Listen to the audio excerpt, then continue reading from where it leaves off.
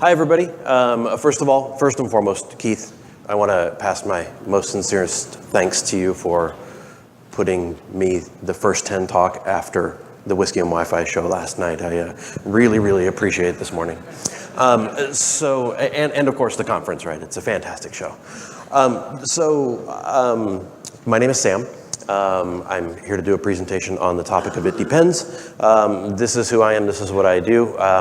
I know I'm not supposed to dwell on about me slides, but it's the only place I get to advertise myself. So currently doing podcasting on the Center Freak show with JD, No Strings Attached show with Blake, and of course Whiskey and Wi-Fi, as some of you saw the train wreck last night with Ryan. So that's what I've got going on.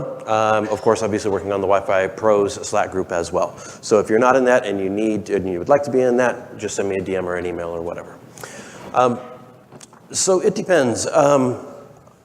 Keith put out a call for papers prior to WLPC, and a friend of mine said, hey, you should submit a topic called It Depends. Yeah, sure, go ahead. And so I went ahead and submitted it, and like, this is never going to get any traction. And of course, lo and behold, here I am standing on stage talking about it. And so I'm like, damn, now I got to get some content created. What the heck am I going to do to talk about this topic of It Depends? And so I did some digging, and I tried to go back in time to try and figure out where this whole It Depends thing in the Wi-Fi industry started off. Those of you that don't know, obviously, there's a lot of ifs and thens, and there's a lot of conversations around how you can do anything in particular. And for some reason or another, a large number of individuals have pointed at me as being the It Depends guy. And I think that a lot of it started with, when Twitter started it, there was a 140 character limitation. And it's really, really hard to have a comprehensive response to a question in 140 characters. Likewise in 280 characters. And there are a lot of us that have really, really strong opinions.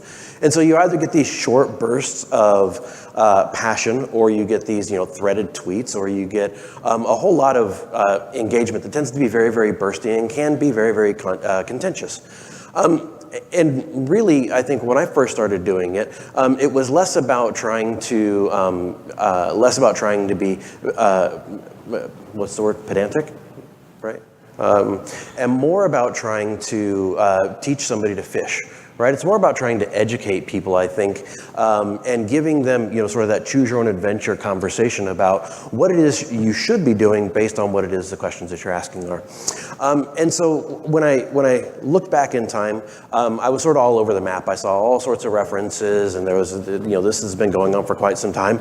And at some point I gave up because I couldn't really find out, what the genesis was. But I'm certainly happy to own non-exclusive rights to the It Depends phrase. So if you guys want to use It Depends, please feel free. Who is this? This is Rick, right? Is Rick here? He is not. Oh, over there? Over there? Rick. Yes, there you go. So he asked, something about how do we get to be able to use this It Depends phrase, and a lot of people have asked. And the reality is that obviously it depends. There's some folks who have added the little trademark symbol on it, or the registered symbol on it. And so I went and I looked because I was interested in finding out what it actually took to get a trademark on something, because that seems to sort of be the next common question, is because it depends with a little trademark. And of course it says that trademark signifies common trademark law rights. And so you can just put TM after anything, and if you're a commercial organization, as I understand it, you can claim trademark to something. Well, I'm not a commercial organization, so really this whole trademark thing, even the registration of a trademark, isn't really something that is possible. And of course, this gets pulled from the definitive resource of all things on the internet, Wikipedia. And so it comes back to this. When we talk about Wi-Fi design, in my book, Wi-Fi design is more like art than it is science. And so there are two well-known pictures on the screen in front of you. And I like to look at it like this. If I say, who thinks the picture on the left is better than the picture on the right? Or who thinks the picture on the right is better than the picture on the left? Of course, the answer is, there is no correct answer. It all depends on the color and the context of what it is that you're talking about. And And so when I look at Wi-Fi as an art form, I think that there's a lot of opportunity for a lot of different people to look at things a lot of different ways. And I think that that creates sort of this melding of strong opinions about how you should do one thing this way or another. So we get fielded with questions all day long, right? What about this? What about that? Should I use RRM? Should I do should I put APs in the hallway? Should I put APs? How should I do a design? What is considered good? What is considered bad? And I think that by and large, I think most people in this room would probably say, those are really, really great questions. But in order to answer them, you really need to have, excuse me, a much more comprehensive understanding about who is doing what and what it is they're trying to do. True story. Bob, we'll use his name, came to me and he's like, hey, do I need to do an AP on a stick? I'm like, well, that's a fantastic question. And so, I went into this, tirade of, it's all about risk versus reward and validation of your environment prior to hanging your AP in your ceiling. And, I have my, sort of 5-minute spiel on, should you do an AP on a stick? And it came back after I had said all of my things. And he's like, no. He's like, our requirements that we got from our vendor is this. Temporarily install wireless APs in locations specified on your architectural drawing, then using a laptop-equipped site survey software, determine the signal strength within each coverage area. And he said, what I meant to say was, is this an AP on a stick? Because this is what we have to do. He said, our device manufacturer said, in order to maintain compliance or in order to be supportable, these are the things that you need to do in your environment. And if you don't do them, then that's going to be the first thing we sort of wash our hands of.